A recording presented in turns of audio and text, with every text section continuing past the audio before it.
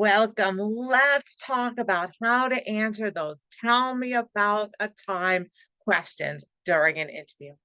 Those are called behavioral based interview questions. And what the employer wants to know is a story, an actual story of a real time that this instance happened to you. So some examples of behavioral-based interview questions, a tell me about question would be, tell me about a time that you made a mistake. Tell me about a time that you had an obstacle or a challenge at work. Tell me about a time that you went above and beyond. Tell me about a time you disagreed with your boss. Tell me about a time that there was a conflict.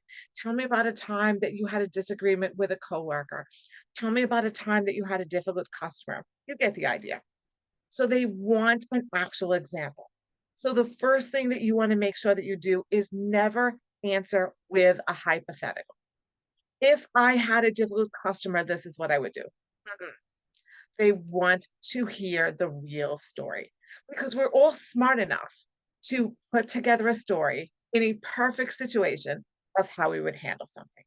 It's much harder to put together a story and tell a story of something that really happened, how we handled it, and make sure that everything is tied up neatly with a bow. That's the one you need to tell for the interview. Right? So that's number one. Number two is in that story, you want to give enough details that you're painting the picture, but not so much that it sounds like one of those long, windy stories that your mother in law tells that you're just like, could you get to the point?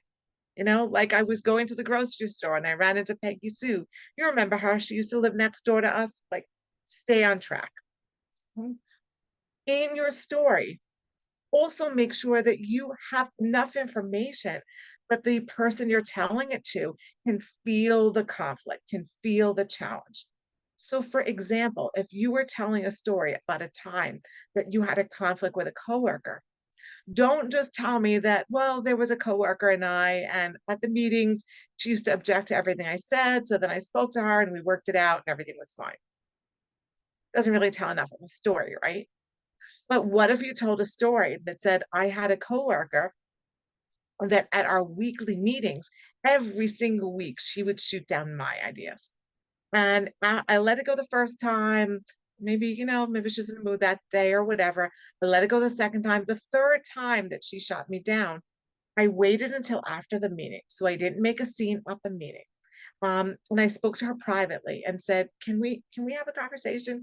I think we need to talk. And we sat down and we had a conversation. And I said, could you please, it was very kind. And I said, could you please tell me why you shoot down all of my ideas at meetings? Um, and she said, well, honestly, it's because all of your ideas involve a new technology platform. And I don't know how to use that technology platform.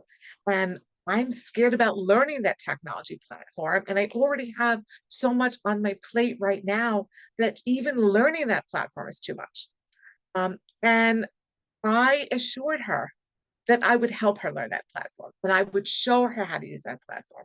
And that's what I did. And 1 month later, at the next meeting, she stood up at that meeting and spoke positively about the changes that have taken place after implementing that new technology that had been my idea. So see how we tied it all up, and the person who's telling the story is the one who is the hero in the story. They took the initiative. So if you're going to tell me a story about a conflict with a coworker that ends with, I went to HR and reported it, that's not the kind of story that's going to influence the employer to showcase your ability to get along well with others, problem solve, de escalate conflict. See what I'm talking about here?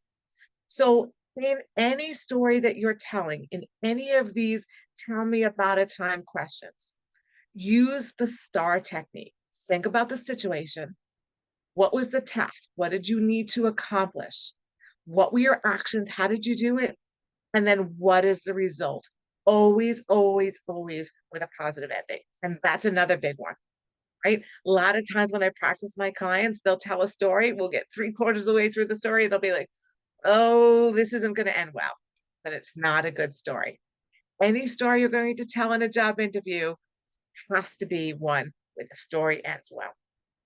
Hope this was super helpful for you. My name is Cindy. I empower transitioning teachers, those returning to the workforce, and career changes to land amazing jobs that match their current why. If you'd like some more help with this, that is exactly what I do. Let's schedule a free 45-minute discovery call to talk about how I can help you to be successful in your job search. I hope you have a super productive week. Always remember your warrior. Catch you next week. Have a good one.